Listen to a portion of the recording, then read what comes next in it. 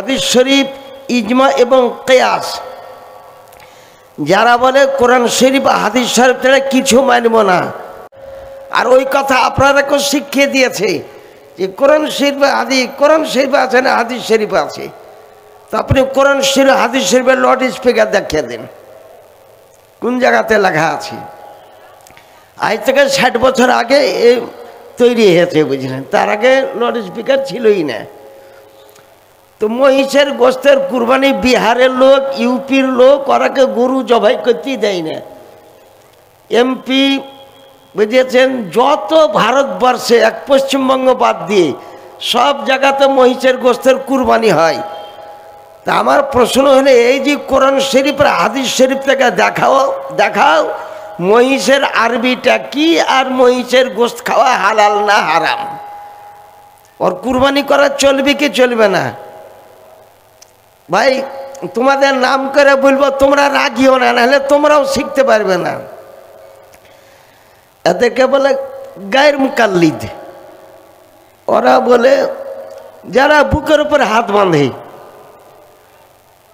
ঘুরিয়ে যদি তাদেরকে প্রশ্ন করি, বুকের উপর হাত বাঁধা সিয়াসিতের হাদিস বুখারী, মুসলিম, আবু দাউদ, নাসাই, ইবনে মাজাহ, তিরমিজি, সিয়াসিতে হাদিসে বুকের উপর হাত বাঁধা দেখিয়ে দাও,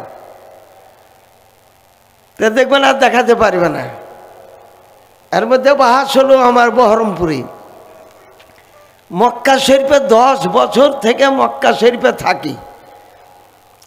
তো মক্কাতে কি কাজ করে, মানে পশ্চিমবঙ্গ ভারতবর্ষের কম বেশি 8-10 লাখ লোক বুঝেছেন আরবে আছে, কাজ করে। আরবের লোক নিজেরা কাজ করে না, কেউ রাস্তা ঝাড়ি দেয়, কেউ জমজমের পানি সাপ্লাই দেয়, কেউ কাবা শরীফ পরিষ্কার করে, বিভিন্ন কাজ করে, কেউ পাথর ভাঙে, কেউ খেজুরের গাছের বুঝেছেন খেজুর পাড়ে, মেলা রকমের কাজ আছে, সেই সমস্ত কাজ করে। তো 10 বছর থাকার পর এই এতে যে বহরমপুরের পাশে জোড়া গাছতলা আছে, উদয় চাঁদপুর যাওয়ার রাস্তাতে চ্যালেঞ্জ করে দিয়েছিল, মানে কয়েকটা লোক এসে মক্কা শরীফে 10 বছর থেকে বাড়ি ফেরত এসে বুকের উপরে হাত বাঁধতে লাগলো। তো ওরাকে বললে যে আচ্ছা এটা হাদিস থেকে প্রমাণ করতে পারবে? বলে হ্যাঁ, কতক্ষণ হাদিস নেবে, সব হাদিস থেকে প্রমাণ করে দেব। আমরা মক্কাতে 10 বছর থাকা লোক। তা আমাকে ডাকলো, আর এই মুফতি জুবাইর সাহেব বলে একজন মুফতি সাহেব আছে, ওকে সঙ্গে করে নিলাম যে চলো তো ওখানে গেলাম। কিন্তু উদয় আসলে খুব কঠিন, যদি পালিয়ে যায় তো আর বাড়ি ঘরকে থবে না। আপনারা আগে থেকে জানেন পর্বতপুর, উদয়চাঁদপুর, ওই ওই একদম ওই স্টেশন থেকে আরম্ভ করে খাগড়াঘাট স্টেশন থেকে আরম্ভ করে একদম কর্ণ সুবর্ণ কর্ণ বুঝিয়েছেন পর্যন্ত গোটাই বুঝেন কঠিন সিরিয়াস এরিয়া। ওকে বলে দিল, ও আসলো, আসার পর বললাম যে বুকের উপর হাত বাঁধাটা কোন হাদিসে আছে? বলে ওটা বলতে পারবো না। বলে তাহলে যে আপনি গায়ের হানাফিদেরকে আপনি চ্যালেঞ্জ করেছেন, লোক হয়েছে প্রায় 1-1 লাখ লোক হয়েছে, সব আঁজর পাঁজর কা সব 15-20 খান গ্রামের লোক। বলে বুকের উপর হাত বাঁধা তোমার ওই শায়েক মক্কার ইমামদেরকে জিজ্ঞাসা করো গা, তুমি এখনো তোমরা 10 বছর থেকেছ, তো মক্কার ইমাম আব্দুর রহমান বিন সুদাইস, 10টা ইমাম আছে মক্কায়, যে বুকের উপর হাত বাঁধা বুখারীতে কোন জায়গাতে আছে? বুখারী, মুসলিম শরীফ, আবু দাউদ শরীফ, তিরমিজি শরীফ, ইবনে মাজাহ, নাসাই শরীফ, সিয়াসি হাদিসে কোন জায়গাতে আছে?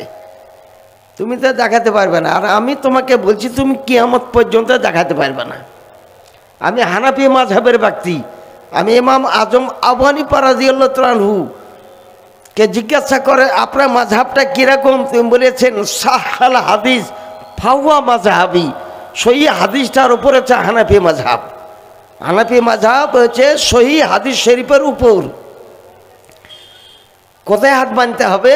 বলে নাভির নিচে হাত বাঁধতে হবে। আব্দুল্লাহ ইবনে মাসউদ বলেছেন, তাবরানী শরীফের মধ্যে বলেছেন, মুসলিম শরীফের মধ্যে বলেছেন, আর বাহারের শরীয়তেও লেখা আছে, ফতোয়া রাজাবিয়াতেও লেখা আছে, হেদায়াতে আছে, আলমগিরি কেতাবে লেখা আছে, বাহরুর রায়কে লেখা আছে, নাভির নিচে হাত বাঁধার 80 জন সাহাবে কেন হাদিস দিয়েছেন।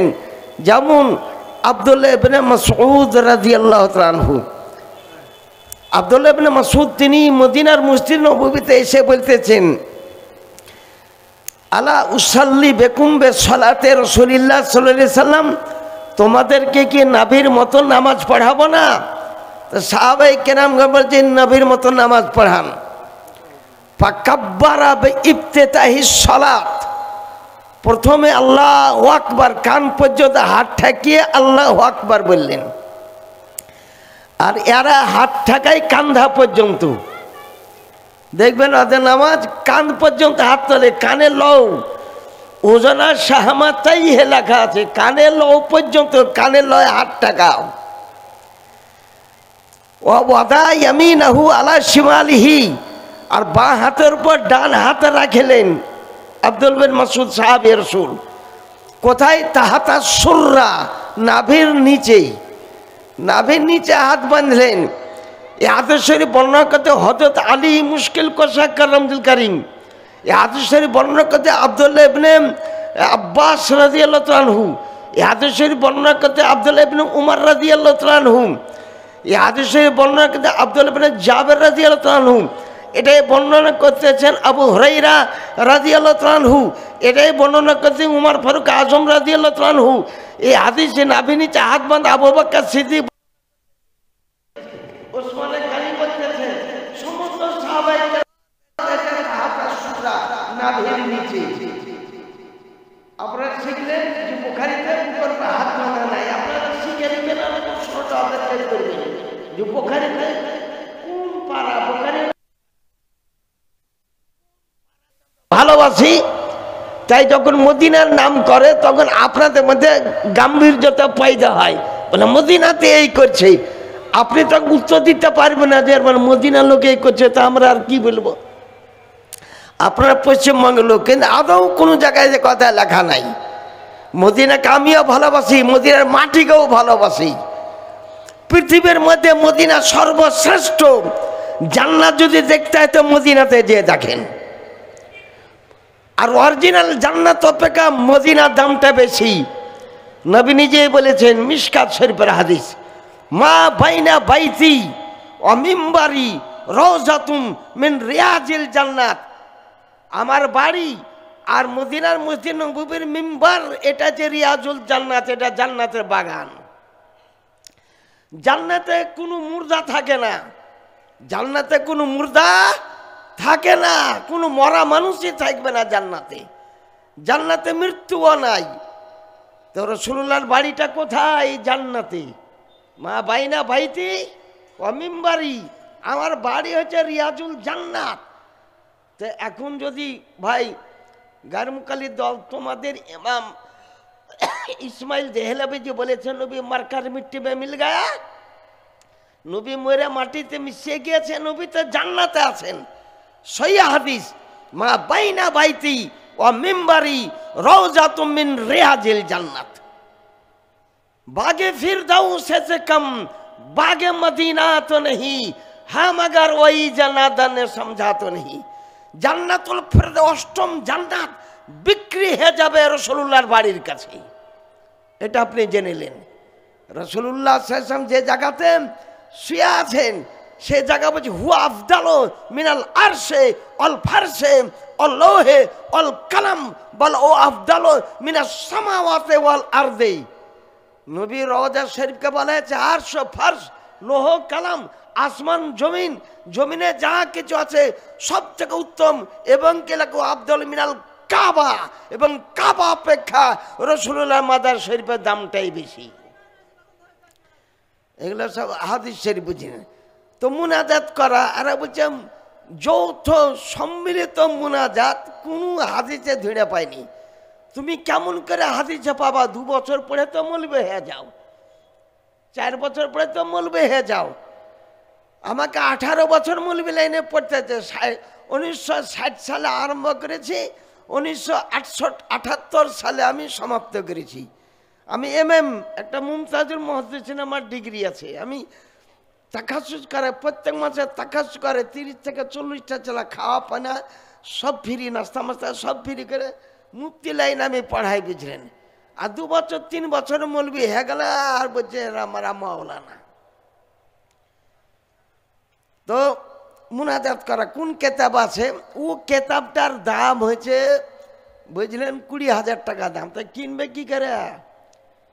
ফেতরা চাহার ভাটা তো মৌলবি হয়েছে, এই কারণে 2-3 বছর পড়ার পর চলে আসতেছে। আল মুস্তাদরাক লিল হাকিম কেতাবে লেখা আছে, আল মুস্তাদরাক লিল হাকিম কেতাবে লেখা আছে।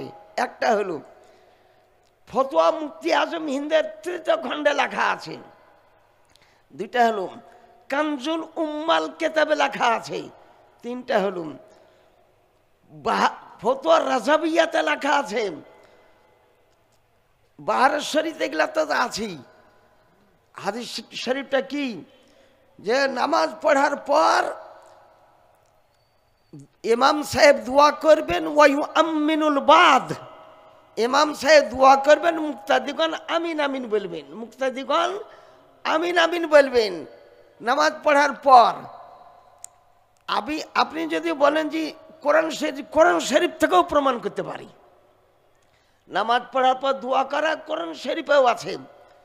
30 পারা আলাম নাশরাকা সাদরাক ফাইজা ফারাগতা ফানসব ওয়া ইলা রাব্বিকা ফারগাব। এটা আলাম নাশর শেষ আয়াত কি নাই? আলাম নাশরাকা সাদরাক ও দানা আনকে বিজরাক আল্লাযী আনকাদা জহরাক ওয়া রাফা'না লাকা যিকরাক ফাইন্না মাল উসরি ইউসরা ইন্না মাল উসরি ইউসরা ফাইজা ফারাগতা ফানসব ওয়া ইলা রাব্বিকা ফারগাব। তুমি যখন নামাজ সমাপ্ত করবে দুয়ার জন্য মশগুল হয়ে যাও। তুমি যখন নামাজ সমাপ্ত করবে তো দোয়া করো, আল্লাহর দরবারে দোয়া করো। ওরা আল্লাহর দরবারে হাত তুলতে লজ্জা করে, বুঝলেন। আল্লাহর হাত তুলে তো নামাজ পড়ার পর হাত তুলে দোয়া করা জায়েজ, এমনিও দোয়া করার জন্য হাত তুলে দোয়া করা জায়েজ। বুখারী শরীফ 2য় খণ্ড 506 পৃষ্ঠা, হাদিস শরীফের রাবি আনাস বিন মালিক রাদিয়াল্লাহু তাআলা আনহু। আনাস বিন মালিক বলেন, একদা আমি বাড়িতে, ইনি নবীর বাড়িতে 10 বছর খিদমত করেছেন। নবীর বাড়িতে 10 বছর খিদমত আনাস বিন মালিক, আল্লাহ নবী কোনোদিন তার ভুল পর্যন্ত ধরেননি। আনাস বিন মালিক পরবর্তীতে গোলামি করার সমস্ত বর্ণনাটা হাদিস শরীফে দিয়েছেন। ওনার বিয়ে শাদী করে 3-4টা সন্তান হয়েছিল। একদিন এমন অবস্থা যে আনাস বিন মালিকের বাড়িতে খাবার বলতে কিছু নাই। বাচ্চারা আনাস বিন মালিকের পার কাছে এবং তার বিবির পার কাছে এসে আল জো ক্ষুধার্ত ক্ষুধার্ত।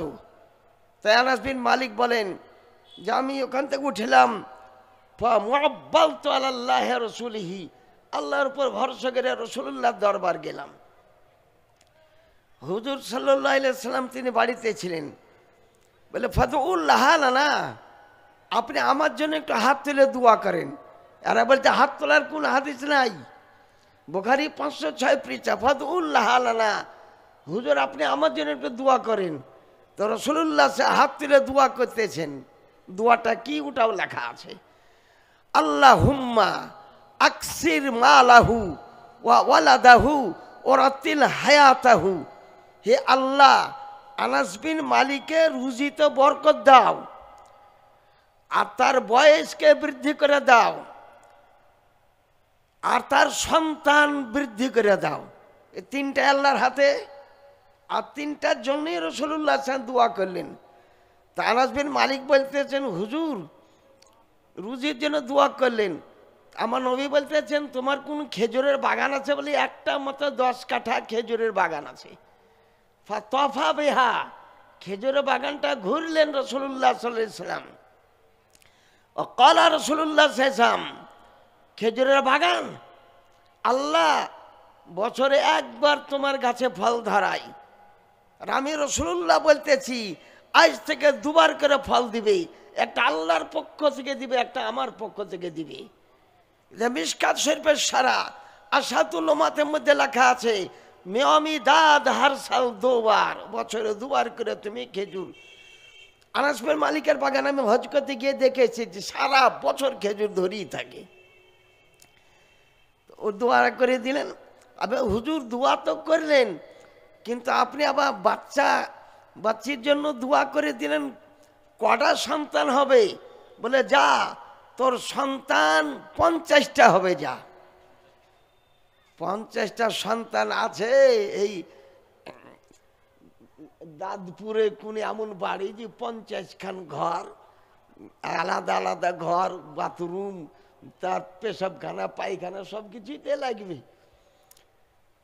ধরো 50খান। আসবেন মালিক হোসেন, আমার তো বাড়ি ছোট। বলে 60টা হবে সন্তান, যা।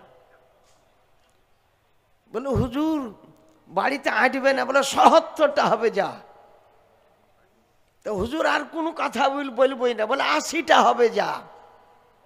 বলে আসসালামু আলাইকুম হুজুর, বাড়ি চললাম। দেখতে যে কথায় কথায় 10 টাকা বাড়িয়ে দিছে। বলে যা, তো 90টা হবে, যা। যা শুনেলে আমি দোয়া করি তোর বাড়িতে 100-এরও বেশি সন্তান হবে। কটা সন্তান হয়েছিল? 120টা সন্তান হয়েছিল। একটা মাত্র কন্যা সন্তান, আর সবগুলো হয়েছিল ফ্যামিলিতে পুত্র সন্তান। 119টা হয়েছে পুত্র সন্তান, একটা মাত্র কন্যা সন্তান। আর বুঝে দোয়া করা কোন কিতাবই ধরে পেলাম না। তুই কেমন করে বোখারি পড়লা? আমার নাম মোহাম্মদ রহিমুদ্দিন রেজভী, 100-এর বেশি মুনাজাত আমার হয়ে গিয়েছে। তো মুনাজাত করা, হাত তুলে মুনাজাত করা জায়েজ লেখা আছে। তুমি যদি একটা কিতাব পড়তে চাও, এরও দাম 20,000 টাকা, 32 খণ্ডে সমাপ্ত ফতোয়া রাজাবিয়ার 4র্থ খণ্ড কিতাবুল জানাইজে লেখা আছে যে জানাজা নামাজ পড়ার পর হাত তুলে দোয়া করা জায়েজ আছে, দফন করার পরও হাত তুলে দোয়া করা জায়েজ আছে, নামাজ পড়ার পরও হাত তুলে দোয়া করা জায়েজ আছে। তবে আর একটা জিনিস বলতে, ফতোয়া স্বামী 22 কেজি ওজন ফতোয়া স্বামী, এটা মিশরে লিখেছে যে দফন করার পর কবরে আজান দাও, দফন করার পর কবরে আজান দাও। আমাদের এরিয়ার সুন্নি মাওলানা সবই জানে, কিন্তু প্রকাশ করতে গেলে সাধারণ ব্যক্তি প্রতিবাদ আরম্ভ করে দিবে।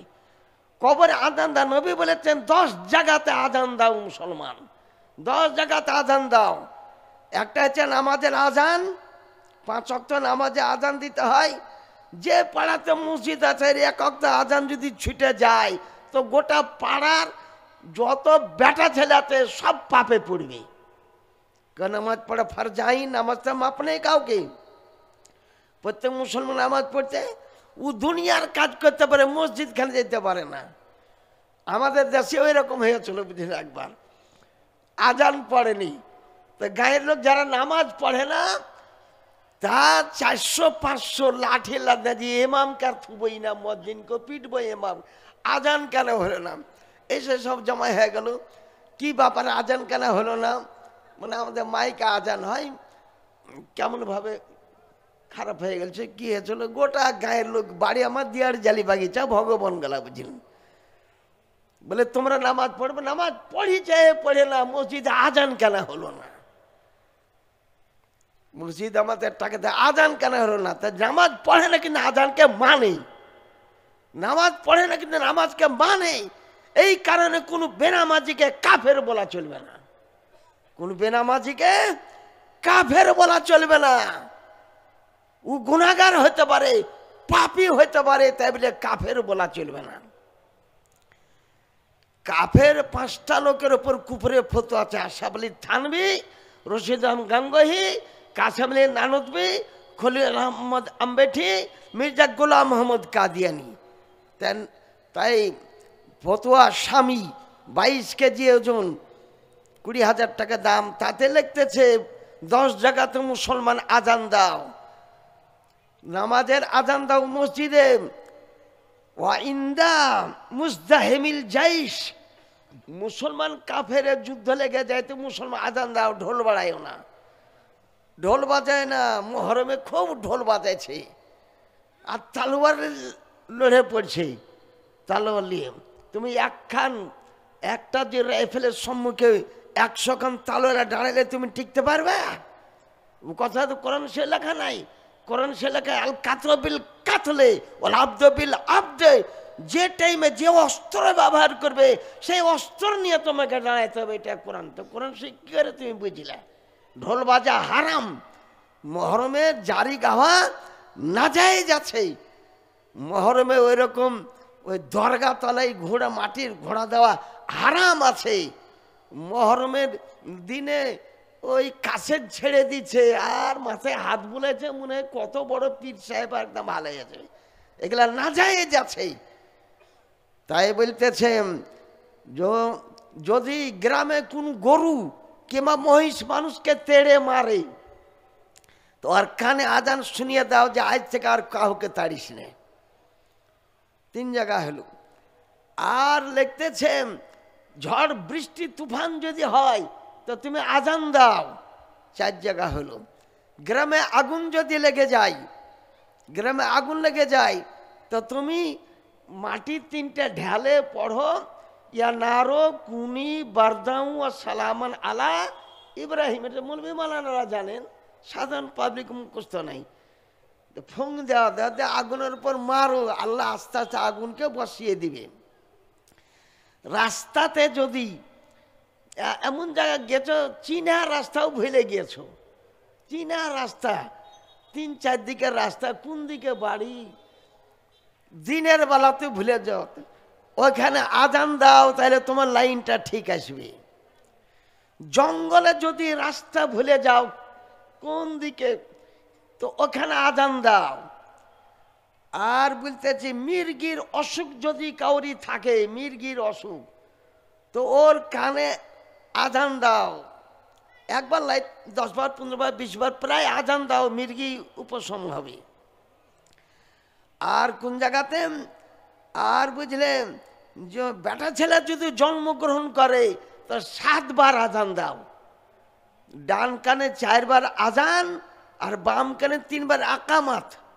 তো এখন কেমনকে আজান দিবে? সব তো হসপিটালে জন্ম, একটু কিছু হয়েছে না যে হসপিটাল দিয়ে দৌড়ছে। কই এই 50 বছর আগকার লোকগুলা যত কালোপুর বুঝেছেন, দাদপুর, বিউচিতলা যত লোক জন্ম, কটা হসপিটালে গিয়েছিল। আর এখন হসপিটালে নিয়েছে, হসপিটালে আজান দিতে দিবে আপনাকে? কিন্তু আমাদের দলিলে লিখতেছে তুমি বেটা ছেলে জন্মগ্রহণ করলে 4 বার আজান দাও ডান কানে, বাম কানে 3 বার একামত দাও। বিটি ছেলে জন্মগ্রহণ করলে 5 বার আজান দাও, ডান কানে 3 বার আজান দাও, বাম কানে 2 বার একামত দাও। ওয়া ইনদা ইনজালিল মাইয়িতিল কবরা, আর মাইয়িতকে কবরে দফন করার পর পশ্চিম দিকে বুঝেছ মুখ করো, আর কবরের পূর্ব দিকে দাঁড়াও, তাহলে পশ্চিম দিকে আপনার মুখ হবে।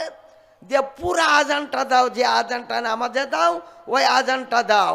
আজান দিলে কবরবাসী 10টা উপকার হবে। আজান দিলে যে 3টা প্রশ্ন করবে এই 3টা প্রশ্নের উত্তর ওই আজানে আছে।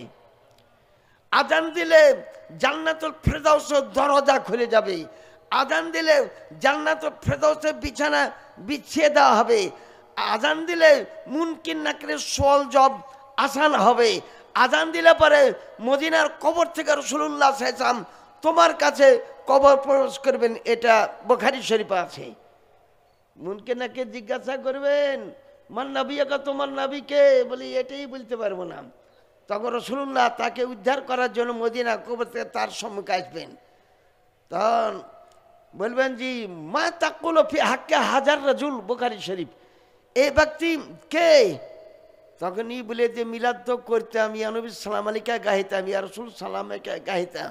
বলে হাজা মুহাম্মাদুর রাসূলুল্লাহ সাল্লাল্লাহু আলাইহি ওয়াসাল্লাম, ইনি আমার নবী মুহাম্মদ রাসূলুল্লাহ সাল্লাল্লাহু আলাইহি ওয়াসাল্লাম। বলে বাস বাস, মুনকির নাকির আর কোনো প্রশ্ন উত্তর করিও না, যাও কবর থেকে চলে যাও। মুর্দা ব্যক্তিকে বলবেন নাম কা নাওমাতিল আরুস, দুলা দুলহিনের মতো শুয়ে যাও। লাম ইস্তাইকাজা হাত্তা আতাল কিয়ামাত, তোমাকে আজ জাগ্রত করা হবে না, কিয়ামত পর্যন্ত তুমি কবরে শুয়ে আরাম করো। বুখারী শরীফ। বাবন ইসবাতে আযাবিল কবরে এই হাদিস শরীফ বর্ণনা করা আছে। আল্লাহ নবী সাল্লাল্লাহু তাআলা বুঝলেন মুনাজাত হাত তুলে মুনাজাত করা যায়, জানাজা নামাজ পড়ার পরও হাত তুলে মুনাজাত করা যায়, দফন করার পরও হাত তুলে মুনাজাত করা যায়, নামাজ পড়ার পরও হাত তুলে মুনাজাত করা যায়। বলে মক্কা মদিনা ইমাম কোন দেশের ইমাম কি বুঝতো কিনা বুঝতো, ওর সাথে আমার সাথে নাই। এরা যে ওহাবি পন্থী, এরা মুহাম্মদ বিন আব্দুল ওহাবের পন্থী। এদের জন্ম 1201 হিজরিতে। এরা কবরকে ভেঙেছে, 10,000 সাহাবায়ে কেরামের কবরকে ভেঙেছে ওহাবি, এ হাত ঝাড়ুয়ার দল। আর কবর ভাঙা তো দূরের কথা, কবরস্থান জুতা পাই দিয়ে যাওয়া চলবে না। যদি মনে করে এটা কবর, তোর উপর পা পর্যন্ত দেওয়া চলবে না। কবরস্থানে বাড়ি করা হারাম লেখা আছে, কবরস্থানে মসজিদ করা চলবে না, কবরস্থানে ঈদগাহ করা চলবে না। এইটাই তো আমাদের হাদিসের মিল লেখা আছে। এখন কোন জায়গার লোক ওই এইদিকে বাউসি বিরামপুরের দিকে একটা গোরস্থানের অর্ধেক ভেঙে বাড়ি করে নিয়েছে। কি এখন অর্ষদুল্লাহ হেকেছে যে আমরা তো ফতোয়া দেই না বলা, তো ও যে লোকটা বাড়ি করেছে ওর নিজেরই লজ্জা নাই, অত বরকত হবে না, ওর অসুখ বিসুখ ছাড়বে না, ওর বাচ্চা বাচ্চা অসুখ ছাড়বে না যে গোরস্থানকে ভেঙে বাড়ি করবে। তাই আপনাদেরকে আরজ করি যে মোহাম্মদ আব্দুল ওহাব কত হাজার সাহাবীর কবরকে ভেঙেছে, 10,000 সাহাবায়ে কেরাম জান্নাতুল বাকিয়াতে ভেঙেছে। আজকে দেশে কোনো হাজী সাহেব যদি থাকেন তো যান, আমার হাসান হাজি তো চলেই গেল বেচারি ঠান্ডার জন্য, নাহলে ওকে জিজ্ঞাসা করতে আরো মেলা হাজি আছেন। জান্নাতুল বাকিয়াতে একটা কবর নাই, ছোট ছোট পাথর থুয়ে দিয়েছে সব কবরকে। ওসমান গনির কবরকে ভেঙে দিয়েছে, নবীর পুত্র মোহাম্মদ ইব্রাহিমের কবরকে ভেঙেছে, মা ফাতেমার কবরকে ভেঙেছে, জান্নাতুল মুআল্লাত আমিনা খাতুনের কবরকে ভেঙে দিয়েছে, খাদিজাতুল কুবরার কবরকে ভেঙে দিয়েছে। 10,000 সাহাবায়ে কেরামের কবরকে ভেঙেছে। এই বুঝেছেন যারা বলে যে কবর উঁচু করা চলবে না, তা তোদের ইমাম ইবনে তাইমিয়ার কবর দামেস্কে আছে, জমিন থেকে 6 ফুট উঁচু, ওইটা ভাঙতে যা। ওটা ভাঙো কেন, ওটা কেন ভাঙতে যাচ্ছ না? ইবনে তাইমিয়া তোমাদের তো ইমাম, এর উপর তো গুমরাহির ফতোয়া দেওয়া আছে। কই আলা হযরত কবর বাঁধাতে ভাঙতে যাও। খাজা আজমিরের কবর সম্বন্ধে গোটা সারা ভারতবর্ষে প্রতিক্রিয়া সৃষ্টি হয়ে গেছে, আপনি জানেন। তাই আপনাদের কারো কবর ভাঙা হারাম, তাই দফন করার পরে হাত তুলে দোয়া করা জায়েজ আছে। তো একটা হাদিস ছিলেন, সামনে একটা হাদিসের আবার শুনে